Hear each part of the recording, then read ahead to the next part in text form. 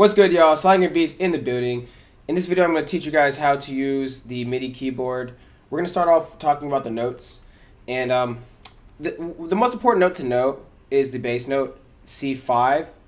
And that's this note right here. And this is FL keys. If you guys have everyone has FL keys, actually. So go to Add, and then you'll see FL keys here. That's how you pull this VST up, FL keys. And you can see what note I'm playing here. You can also see the note up here. You'll see that it's C5. Now C5 is the bass note. This is like the default note. Like for example, if I hit on like a random drum kit sound or something like that, this is C5. Like watch. I'll drag this in and I'll hit C5. It's like the same sound. Right? So that's C5. That's important to know. And then basically notes go in a scale. It goes C5, it goes C, it goes in alphabetical order. And we're sticking just to the white keys in this video. C, D, E, F, G. And then when it gets to G, it goes back to A, B. So boom, boom, boom, boom, boom, boom, boom, boom, boom, boom, boom, boom. That's like an actual scale right there. That's like an actual scale, okay? And the reason I'm breezing past this part, because in all honesty, when you're playing, what's interesting about music is you can be very technical and like really write the notes and do all that, or you can just use your ears. Music is cool like that. So what I preach is really just using your ears, because I feel like when making beats, it's just way, way, way faster. And in my opinion, for me, it's just more fun. Some people might like writing notes and doing things like that. There's nothing wrong with that. I think both ways can be very effective. So that's that. I'm going to talk about some of the settings and that you need to think of and to be effective with the MIDI. Talk about some of the settings. So options, let's go to MIDI settings. Okay. Link note to velocity. I usually take this off in FL just because I would rather edit the velocity of a note after playing it. When you have this on, it's just like weird. Same thing with this. And then, enable, select. Other things you can modify. If you're getting like a delay, play with these settings, the sample rate, the buffer length, and the offset. Play with these. Play with these until whatever you play is recorded exactly like at the time you play it. And it just depends on what computer you have. Just mess with those settings if you have delay issues. I also have a separate video about MIDI delay, how to fix MIDI delays. So check that video out. I'm not going to spend too much time doing that. A big part of playing MIDI is picking the right sound. So now we're just going to talk about like playing techniques. Big part is picking the right sound.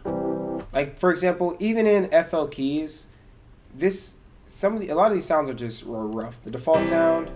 It's hard to play like a good melody with this sound. Like you'll never hear like this by itself on the radio. Like it's just like so rough. This is a little bit better. The E piano just sounds a little bit smoother, So when you're playing MIDI, focus on picking the right sound. Okay, that's like a huge part of making melodies in general. I say that like all the time in melody videos, but like seriously, like the sound you pick is like extremely important. Like you can play an amazing pattern, but if the sound sounds trash, like it just doesn't work, right? That's a really big part of it. And then two quick things to know is like chords. Like play chords, which are just a series of notes, and this is another thing that you can write, or you can just use your ears. So chords, you'll see on here. What's weird about chords is if you play two notes right next to each other, it has like a weird sound. And I suggest you wear headphones for these type of things too.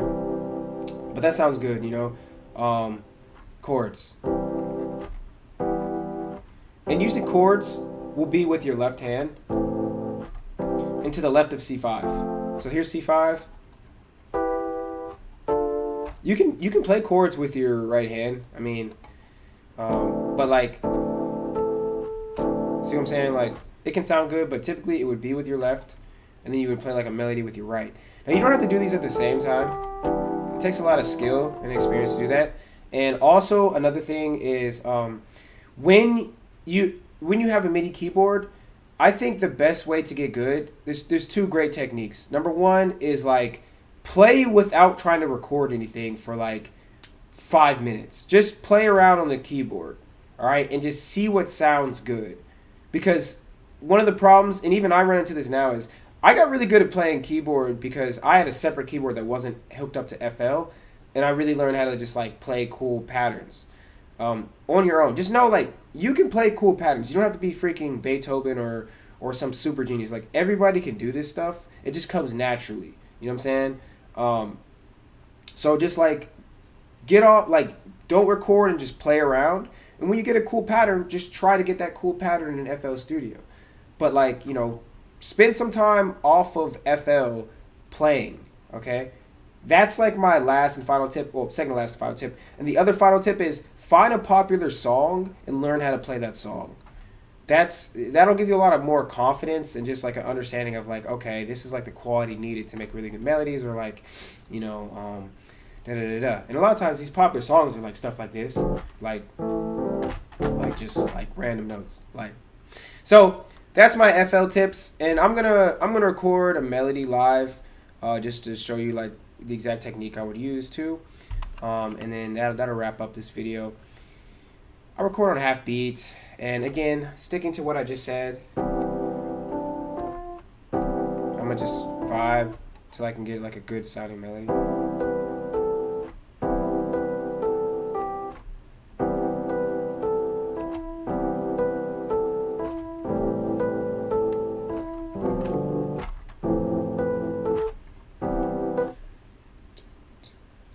And I try to get that exact BPM in FL.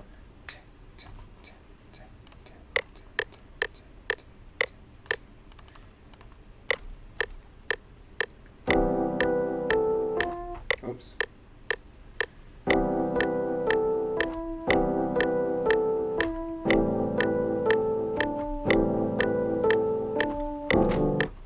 Something like that, you know what I'm saying?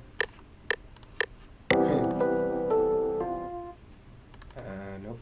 And you just edit, you know? That's the thing, beauty of FL, you can just play something and then just edit it. Yeah. And we know that's trash. Take that out. And then with these type of drier sounds, I would just layer these with something else. And then, I mean, we have a melody here, you know what I'm saying? Copy. Let's just like paste it in the Letter X or something like that.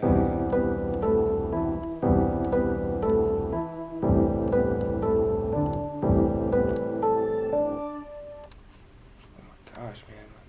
Make this like that.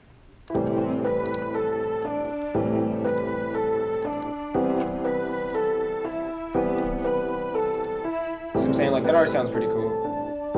I like actually starting off with really basic sounds, like because these are like, for whatever reason, easier to just layer.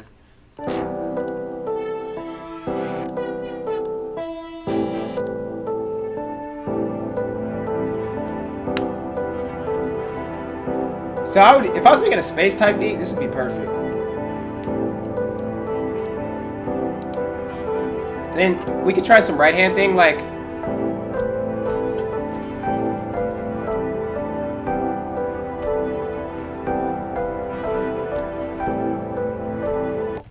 Let's try something here.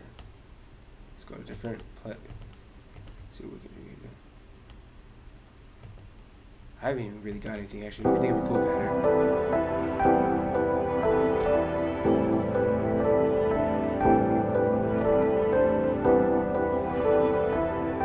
I swear, you sound like you're really good when you do stuff like this.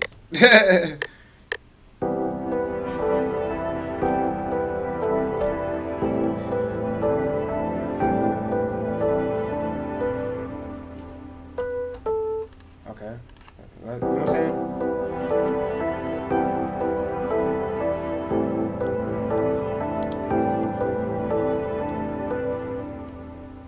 Actually, that was cool. We could do that. I didn't even mean to play that. That happens sometimes when you play too, just like.